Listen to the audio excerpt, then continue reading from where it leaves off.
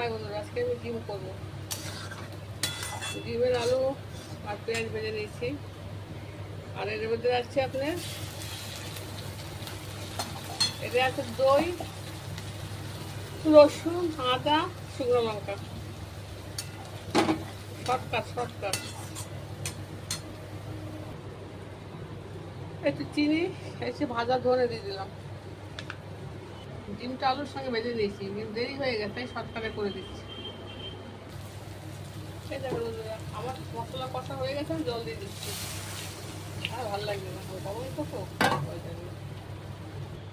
হ্যাঁ বন্ধুরা, আমার ডিম কষা হয়ে গেছে। আমি এই দেখুন, আমার ডিম কষা হয়ে গেছে। ডিম কষা বলুন, রসা বলুন, যা বলুন, কত সুন্দর দেখতে হয়েছে।